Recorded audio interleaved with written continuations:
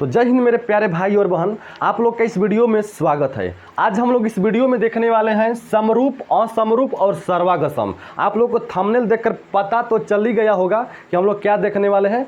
समरूप क्या होता है, सर्वागसम क्या होता है और असमरूप क्या होता है, तीनों के बारे में चर्चा करेंगे कि तीनों में क्या अंतर है। अगर आप क्लास 9 में है ना, फिर भी आपको ये देखना है क्योंकि काम आएगा आपको। अगर क्लास 10 में है तो आपको देखना ही है क्योंकि आपका जो 6 चैप्टर है ना मैथ का, इसी पर आधारित है। और अगर आप इंटर में होंगे फिर भी आपको देखना है क्योंकि आपके क्लास में भी इसके बारे में चर्चा की गई है। तो आप सभी लोग को ये वीडियो देखना बहुत ही ज़रूरी है।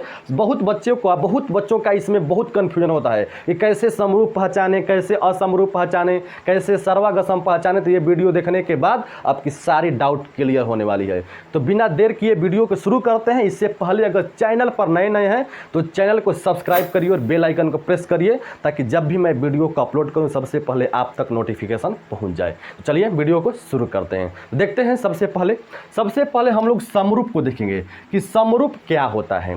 तो देखिए समरूप जो है ना, लिखे हैं यहाँ पर कि वैसी आकृतियाँ जिसके आकार बराबर हो उसे समरूप कहते हैं। यानी कि सिर्फ इसका आकार बराबर होना चाहिए। आकार यानी कि शेप, यानी कि बनावट, खाली बनावट इसका देखना है। समरूप पहचानने के लिए उसका खाली बनावट बराबर होना चाहिए। साइज छोटा रहे चाहे बड़ा, उससे बिल्कुल नहीं मतलब है। साइज अलग चीज़ होता है और आकार अलग चीज़ होता है। साइज मतलब उसका माप, जो माप को साइज कहते हैं। इसमें साइज नहीं देखना है, सिर्फ इसका बनावट एक जैसा होना चाहिए, बस कहेंगे वो समरूप है। जैसे सर कैसे बता दिए, तो देखिए कैसे बताते हैं मेरे दोस्त। अगर मान लीजिए ये एक त्रिभुज, मान लीजिए एक वर्ग है। देखिए मान लीजिए का वर्ग है, ये है वर्ग है ना। देखिए ये वर्ग है, चारों भुजा इसका बराबर है। और ये जो बना रहे हैं हम बगल में इसके, ये बताइए ये क्या है, पहचान करिए। तो इस आप भी कहेंगे सर क्या मजाक कर रहे हैं, ये भी तो वर्ग है ना, ये भी वर्ग है तो ये भी वर्ग है। आखिर पहचान गए ना, वर्ग है। कैसे पहचान गए, मतलब इसका भी चारों भुजा आपस में बराबर है और इसका भी चारों भुजा आपस में बराबर है। तो दोनों जब वर्ग है तो कहेगा यह समरूप है। कैसे सर बात कर रहे हैं, एगो तो बड़ा है एगो छोटा है, कैसे समरूप होगा मेरे भाई। इसमें मैं कब बोला हूँ कि आपको साइज बराबर रखना है। साइज कैसा भी हो, चाहे इति गो हो चाहे इत्ता गो हो, यानी कि इसमें साइज बिल्कुल भी नहीं बात कर। साइज कुछ भी हो, साइज से बिल्कुल भी नहीं मतलब है। इसका आकार बराबर होना चाहिए, मतलब इसका बनाने का तरीका, इसका बनावट देखने में लगे कि हाँ दोनों एक ही चीज़ है। यानी सिर्फ देखने में एक ही चीज़ लगे। जैसे ये वर्ग है तो ये भी कहेंगे वर्ग, इसको आयत कहेंगे नहीं। अगर ये वर्ग, अगर यहाँ आयत रहता तो कहते हैं नहीं ये समरूप नहीं है। लेकिन दोनों को बोलेंगे इसको, अरे हम है 4 बोलें चाहे इस तरह 4 बोलें, दोनों तो 4 लिखा है ना, तो कहेंगे समरूप है। कहेंगे कि इसको पढ़ेंगे 4 है या इसको भी पढ़ेंगे 4 है, तो क्या कहेंगे, समरूप है ना कहेंगे। हाँ यहाँ 4 लिखते हैं, यहाँ 6 तो कहते हैं नहीं समरूप नहीं है, कहीं का अलग अलग है। उसी तरह यहाँ भी ये दोनों वर्ग है तो मतलब समरूप है। जैसे और लीजिए उदाहरण देते हैं मेरे दोस्त, आपको दिक्कत नहीं होने देंगे। ये देखिए पहले समरूप का चिन्ह देखिए कैसा होता है। देखिए जो है दोनों समरूप है ना, तो इसका कहेंगे ये समरूप का चिन्ह होता है, मतलब दोनों समरूप है। अगला देखते हैं मेरे दोस्त, गलती नहीं होने देंगे आपको ना। यहाँ देखिए मान लीजिए ये क्या है, वृत्त है, और ये भी क्या है, ये भी वृत्त है। अच्छा हम आपसे पूछेंगे कि बताइए मेरे बहन भाई कि ये क्या है, तो आप क्या कहेंगे, सर वृत्त है। मैं पूछेंगे ये क्या है भाई, तो कहेंगे ये भी सर वृत्त है। आखिर दोनों तो एक ही जैसे बोलने में आ रहा है ना। देखिए साइज भले बड़ा छोटा उससे बिल्कुल नहीं मतलब है, बोलने में दोनों क्या आ रहा है, वृत्त आ रहा है, मतलब वृत्त है। अच्छा बताइए ये गोला है, ये गोला आकार के पारे हैं, तो क्या ये टेढ़ा पारे हैं कि ये भी गोले ना है। यानी इसको भी गोला ही बोलेंगे, इसको भी गोला बोलेंगे। जब दोनों एक ही जैसा बन रहा है तो छोटा बड़ा नहीं, मतलब जब दोनों एक ही जैसा बन रहा है मतलब ये दोनों समरूप होगा।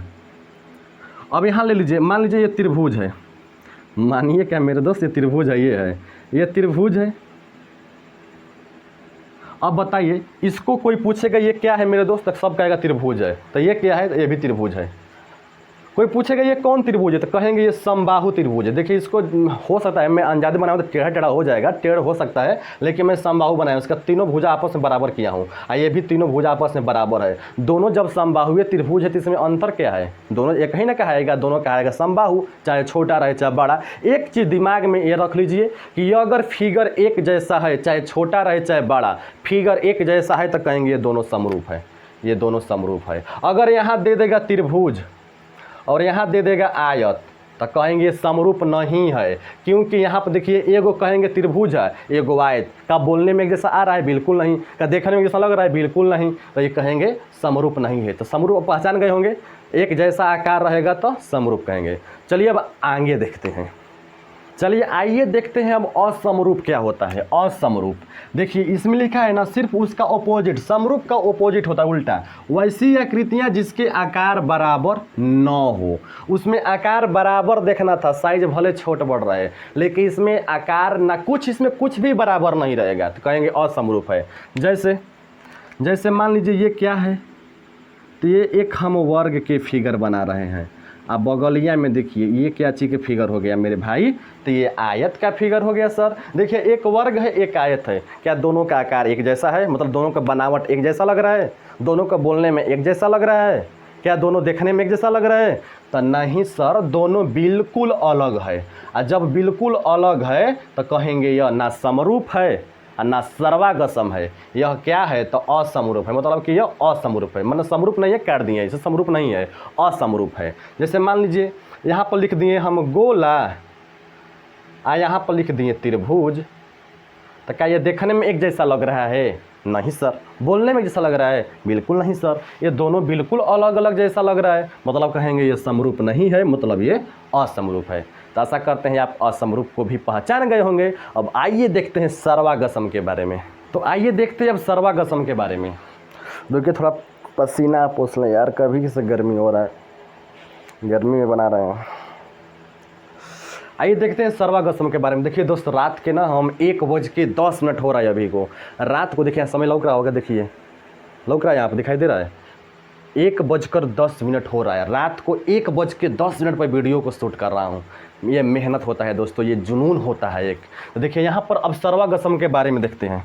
देखिए सर्वागसम क्या बोला है कि वैसी आकृतियाँ जिसके आकार और अमाप दोनों बराबर हो उसे सर्वागसम कहा जाता है। यानी कि जिसका आकार भी बराबर होना चाहिए, यानी शेप, उसका बनावट भी बराबर होना चाहिए और उसका साइज भी बराबर होना चाहिए। यानी कि दोनों बराबर रहेगा तो कहेंगे सर्वागसम है, अन्यथा नहीं है। जैसे समझ लेते हैं मेरे भाई मेरी बहन। देखिए कैसे समझते हैं सर्वागसम के साइज कैसे बराबर करेंगे।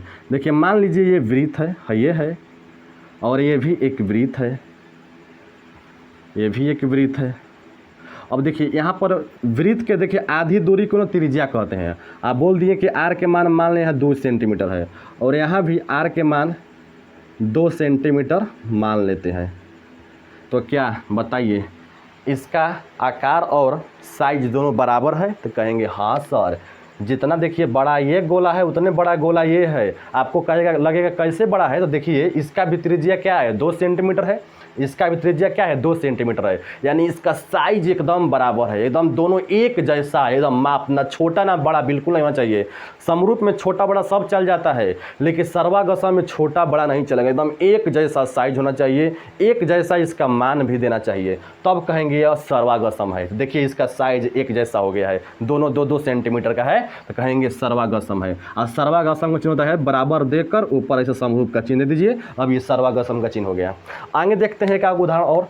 अगर मान लीजिए ये त्रिभुज है, पहले वर्ग देखते हैं। ये वर्ग है और ये भी एक वर्ग है, इसका मान कह दिए 4 सेंटीमीटर। तो अब सब वर्ग में क्या होता है? सब बराबर होता है भुजा, तो सब 4 होगा। अगर इसका कह देंगे 2 सेंटीमीटर, 2 सेंटीमीटर, 2 सेंटीमीटर, 2 सेंटीमीटर, और कहेंगे बताइए सर्वागसम है? नहीं है। कहेंगे देखिए इसका हो सकता है इसका आकार बराबर हो, आकार बराबर है, ये दोनों वर्ग है तो आकार बराबर कहेगा, लेकिन इसका साइज जो है ना वो बराबर नहीं है। ये 4-4 सेंटीमीटर का भुजा है और ये 2-2 सेंटीमीटर का भुजा है। इसका साइज मतलब कि इसका अमाप बराबर नहीं है, तो कहेंगे सर्वागसम नहीं है। तो सर्वागसम कब होगा सर? तो देखिए जब ये 4 है तो ये भी सब 4 सेंटीमीटर का रहेगा, तो कहेंगे अब ये सर्वागसम हो गया। इसका आकार भी दोनों बराबर है, वर्ग है, और इसका साइज भी बराबर हो गया 4-4 सेंटीमीटर का, तो कहेंगे ये सर्वागसम है। और सर्वागसम है तो इस तरह चिन्ह दर्शा देंगे। आपको ये वीडियो बहुत अच्छी लगी होगी दोस्तों, तो मेहनत देखकर एक लाइक जरूर करिएगा, चैनल को सब्सक्राइब कर लीजिएगा और हमें फॉलो करिएगा। मिलते हैं नेक्स्ट वीडियो में, तब तक जय हिंद।